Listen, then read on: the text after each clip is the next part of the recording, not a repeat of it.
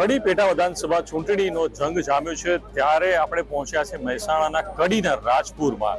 ત્યાંથી જાણીશું કે લોકોનું શું કહેવું છે ચૂંટણીમાં, એમની ઉમેદવાર પાસે કેવી આશા અપેક્ષાઓ છે જેને લઈને તેઓ મત કરશે. કેવી આશા અપેક્ષાઓ સાથે આ ચૂંટણીમાં આપ મત આપશો? કેવો ઉમેદવાર જે છે એ જીતશે એવું લાગે છે? મીન્સ તમારે કેવા ઉમેદવાર પાસે શું તમે આશા રાખો છો?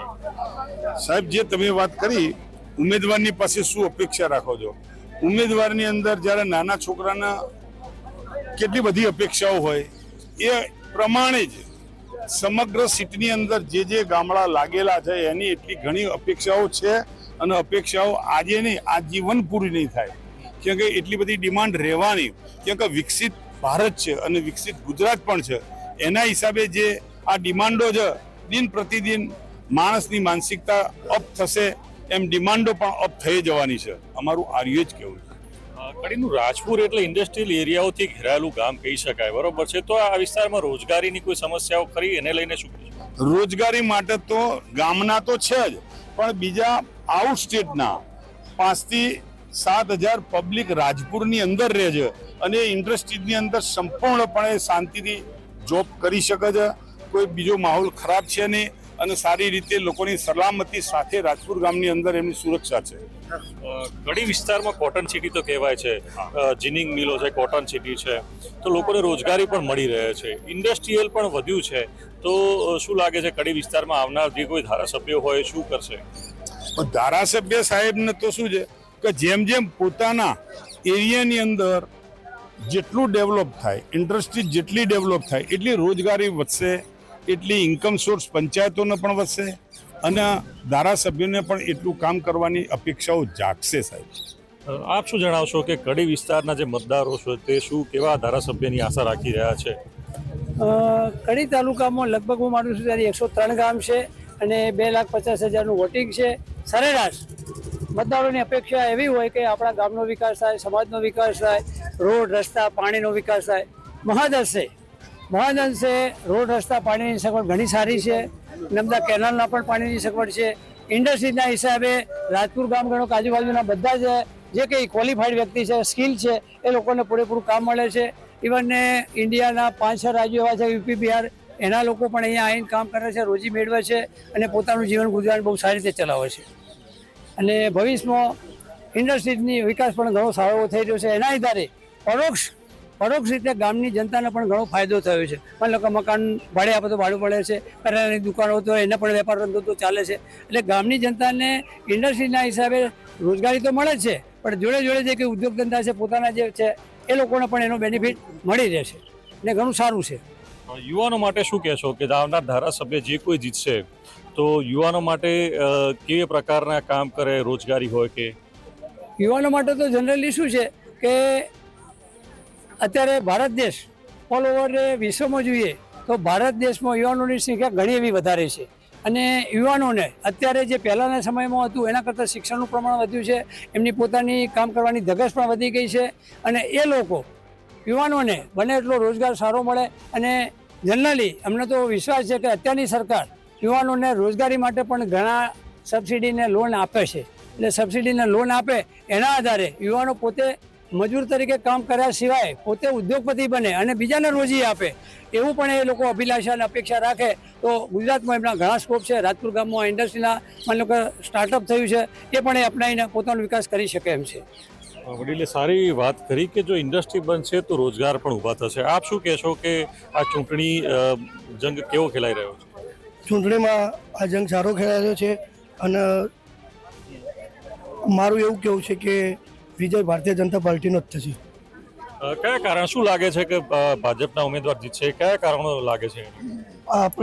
મારે એવું કહેવું છે કે પાકિસ્તાનમાં જે ઓપરેશન સિંદૂરનો જે મુદ્દો છે એના કારણે ભારતીય જનતા પક્ષના કોઈ પણ ઉમેદવાર હશે એ 100% નિશ્ચિત વિજય બનશે.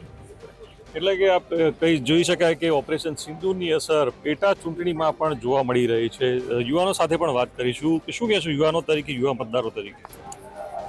આમ તો જોવા જઈએ તો અહીંયા વિકાસના કામના લીધે બધા યુવા ધન છે, આપણે વડીલો છે, બહેનો છે, વિકાસના લીધે કામ જોઈને મત આપવાના છે આ વખત.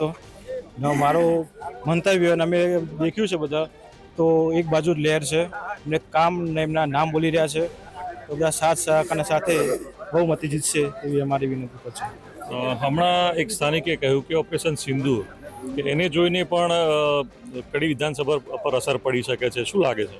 હા, ચોક્કસ 100% એ વસ્તુ દેશ માટેની વાત છે આપણી, દેશના ગર્વની વાત છે આપણા માટે, કે જે દરેક નાગરિકને દરેક વ્યક્તિને આપણે ગર્વ લેવા જેવી વાત છે અને 100% એ વસ્તુ ઇલેક્શનમાં કામ આવશે ને આવશે જ, 100% જીતવાનું કારણ બી બનશે. બીજા યુવાનોની કેવી આશા અપેક્ષાઓ લાગી રહી છે? કારણ કે આ કડીનો વિસ્તાર છે, ઇન્ડસ્ટ્રીયલ એરિયા છે, રોજગારી માટે થઈને, કારણ કે ઇન્ડસ્ટ્રીયલ એરિયામાં બીજા રાજ્યના લોકોને પણ વધુ રોજગારી મળી છે, લાગે છે કે સ્થાનિકોને પણ વધારે મળી છે? હા, સ્થાનિકોએ મળવી જોઈએ, એ તો સ્વાભાવિક વસ્તુ છે કે અહીંયા સ્થાનિક લોકો છે તેમને રોજગારી મળવી બી જોઈએ. એના સાથે સાથે બીજા બહાર રાજ્યોમાંથી આવતા વ્યક્તિ આપણા ભારતના નાગરિક જ છે આપણા, એ કોઈ બહારના વ્યક્તિ છે નહીં, તો આપણે તેમની બી રોજગારીની આપણે દેખવાનું છે. અહીંયા સાથે સાથે ગામના હોય ને આજુબાજુ ગામના હોય એ બી એમને બી રોજગાર મળે એવી તકની આપણે આશા રાખવાની હોય છે. આપણે દરેકને રોજગારી મળે, સ્થાનિકોને વધુ રોજગારી મળે એવી આશા રાખી રહ્યા છે. શું કહેશો તમે, આ વખતની ચૂંટણી તમે એક મતદાર તરીકે કેવી રીતે જુઓ છો? મારો તો એનો પ્રશ્ન એવો છે કે રાજપુર ગામમાં જે કેમિકલ કંપનીઓ છે એ જે અંદર પાણી અંદર ઉતારે ને એના લીધે ગામમાં 7-8 વર્ષથી લાલ પાણી આવે છે, એને લીધે ગંભીર બીમારી ગામમાં થાય છે અને કેન્સર ને પેટના રોગો ને ઓખોને તકલીફ, રાતે પછી ગેસનું સોડા એને બી તકલીફો બધી લોકોને મોતિયા નાની ઉંમરે અમુક ઓખોના પ્રોબ્લેમો એ બધું થાય નહીં. સરકારશ્રીને જે ધારાસભ્યના જે નવા ચૂંટાઈને આવે એવાની વિનંતી એનું કાયદેસરની કાર્યવાહી કરવામાં આવે અને એના ગંભીર રીતે એનો કાર્યવાહી થાય એવી આપણું અપેક્ષા. આપે જે પ્રશ્ન કહ્યો એ ખરેખર નોંધનીય છે. આપને જણાવી દઈએ કે છેલ્લા થોડા વર્ષોથી આ વિસ્તારમાં ભૂગર્ભમાંથી જે બોરમાંથી પાણી ખેંચવામાં આવે છે એમાં લાલ પાણી આવે છે અને આ લાલ પાણીને કારણે સ્થાનિકોમાં કેટલાક ભયંકર રોગો પણ થઈ રહ્યા હોવાની શંકા વર્તાઈ રહી છે. કેટલાક એવા કિસ્સાઓ પણ છે કે એવા કેસો મોટા રોગના વધી રહ્યા છે, ચામડીના રોગો વધી રહ્યા છે. એ બાબતે આપણી પાસેથી ખાસ જાણવા માગીશું કે કેટલા વર્ષથી આ પાણીની સમસ્યા છે, એના રિપોર્ટ પોલ્યુશન વિભાગ આવે છે, કરે છે, પરંતુ હજુ સુધી કોઈ નિકાલ નથી આવતો. તો લાગે છે કે આવનાર જે કોઈ ધારાસભ્ય એની સમક્ષ તમે મુદ્દો મૂકશો? હા, મૂકવાનું જ છે સાહેબ, એ કાર્યવાહી કરવાની જ છે. પણ આ જે અને રાતે ગેસનો પ્રોબ્લેમ થાય એના લીધે લોકોને શ્વાસ લેવામાં તકલીફ થાય છે. પછી જે આરોગ્ય ખાતામાં રોજના 20-25 કેસો આવી, મેડિકલ ઓફિસરવાળાએ કીધું હતું કે ભાઈ આ પ્રોબ્લેમ પાણીના લીધે આવા બધા રોગો નીકળી છે, બધાના પેટના રોગો, કોને કેન્સરો, પછી ઓખોના બધી બીમારીઓ ગંભીર પ્રકારની થાય છે. એ અંદર જે મેડિકલ ઓફિસરે એની પેલી કરી હતું બોમ્બ લોકો, પણ હવે જે કાર્યવાહી જે કરે આગળ એના ઉપર આગળ ડિપેન્ડ રાખીએ કે આગળ કાયદેસરની કાર્યવાહી થાય. કે ભયંકર જે ગામની પબ્લિકને ભયંકર કોનો પ્રોબ્લેમ મોટો પાયનો થશે એનું કોઈ પેલું રહેશે ને પબ્લિકને રહેવા લાયક ગોમ છોડવું પડશે એવો પ્રોબ્લેમ મોટા પાયે થશે જાણતા. એના માટે ખરેખર લાગતું નથી કે રાજપુરને આ સમસ્યાથી છુટકારો અપાવનારું કોઈ જોઈએ. લાલ પાણી હોય, રાત્રે ગેસની સમસ્યા, આજુબાજુ ઇન્ડસ્ટ્રીયલ એરિયા છે, એનાથી જે પ્રદૂષણની સમસ્યા છે, રોજગારી મળે એ વાત આખી અલગ છે, લોકોને હેરાન ના થવું જોઈએ એ પણ જરૂરી છે. ચોક્કસ સાહેબ, હું વાત કરીશ તો નાગરિકોને રોજગારી તો મળે છે, પણ સાથે સાથે સ્વાસ્થ્ય સાથે જે ઇન્ડસ્ટ્રીયલ એરિયા છે એમાંથી અમુક કંપનીઓ જે છે એ કેમિકલયુક્ત પાણી ભૂગર્ભની અંદર ઉતારી અને બીજા બોરની અંદર પીવાલાયક પાણી જે દૂષિત થાય છે, જેના કારણથી નાગરિકોને સ્વાસ્થ્ય સાથે જે ચેડા થાય છે. આવનાર ધારાસભ્ય સાથે અમે એવી અપેક્ષા રાખીશું કે ચોક્કસપણે અમારા આ મુદ્દાનો ધ્યાનમાં લઈ એને પૂરતું એનું નિવારણ કરે એવી અમારી અપેક્ષા છે.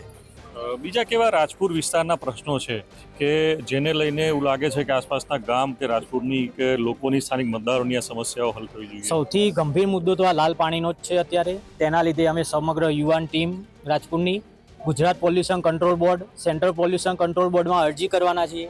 ત્યાંથી પણ જો 15 દિવસમાં સારો એવો કોઈ રિવ્યૂ નહીં આવે તો અમે સમગ્ર યુવાન જિલ્લા કલેક્ટર, મહેસાણા જિલ્લા કલેક્ટરશ્રીને આવેદનપત્ર આપવા જવાના છીએ. બધા જે અમારા સમસ્ત રાજપુર યુવાન ટીમનો પૂરેપૂરો સાથ અને સહકાર છે. એવું નથી લાગતું કે આપનાર અહીંના જે કોઈ મત માગવા ઉમેદવાર આવતો હોય એની પાસેથી પણ તમારે વચન લેવું જોઈએ? હા, એમની અમે ચર્ચા કરી જ છે એમના જોડે. એમને પૂરેપૂરો અમને સાથ અને સહકાર આપવાની વિનંતી કરી છે અને એમને અમને પૂરો સપોર્ટ આપવાની વાત કરી છે. આ જે પ્રશ્ન છે કેટલા વર્ષથી ચાલતો આવ્યો છે અને કેવી કે હેરાનગતિ થાય છે એનાથી? આ પ્રશ્ન લગભગ 7 વર્ષથી પ્રશ્ન ચાલુ છે આ રહ્યો. તેનાથી હેરાનગતિમાં ગંભીર બીમારીઓ થાય છે, કેન્સર, ચામડીના રોગો, સ્કિન પ્રોબ્લેમ, જેની પ્રાથમિક આરોગ્ય કેન્દ્ર રાજપુરે પણ નોંધ લીધી છે. તેમનો પણ સારો અને એમના લેટર પેડ રાજપુર ગ્રામ પંચાયતના લેટર પેડ એ પણ અમને અરજી સાથે જોડવાની મંજૂરી આપી છે. આપણે જણાવીએ કે રાજપુર એક એવો વિસ્તાર છે કે આસપાસમાં ઇન્ડસ્ટ્રીયલ એરિયા વધુ છે અને એની જ સમસ્યાથી લોકો પીડાય છે, રોજગારી મળે છે, પરંતુ આરોગ્યને પણ ભારે નુકસાન થયું છે. શું કહેશો આ પ્રશ્ન બાબત? હા, આરોગ્યને ઘણું નુકસાન છે. સ્કિનની તકલીફ છે, કેમિકલ વધારે છે, કેમિકલની ફેક્ટરીઓ વધારે છે, બંધ કરાવવાની ઘણી પ્રયત્નો છે બધાના, અને એમાં અમે ગુજરાત સરકારને એમ જ કહીશું કે બંધ કરાવે એવી વિનંતી. તો હતા રાજપુરના મતદારો કે જેઓ ખાસ કરીને યુવાનો જણાવી રહ્યા છે કે આ અંગે કદાચ જરૂર પડે તો આંદોલન પે છેડાય, આવેદનપત્ર અપાશે અને અત્યાર સુધી તો ઘણી રજૂઆતો થઈ ચૂકી છે, પણ એવી આશા રાખે છે સ્થાનિકો કે આવનાર જે કોઈ ધારાસભ્ય બને, જે કોઈ ચૂંટાઈને આવે તે રાજપુરનો જે વર્ષો જૂનો પ્રશ્ન છે એ હલ કરી આપે. કારણ કે રોજગારી તો મહત્ત્વની છે જ, પરંતુ લોકોનું આરોગ્ય સાથે ચેડા કરીને રોજગારી આપવી કે ઇન્ડસ્ટ્રીયલ વિકાસ કરવો એ યોગ્ય નથી. ત્યારે લોકોનું આરોગ્ય પણ સચવાય તે માંગ ઉઠી છે. મહેસાણાથી મનીષ મિસ્ત્રી, ગુજરાત.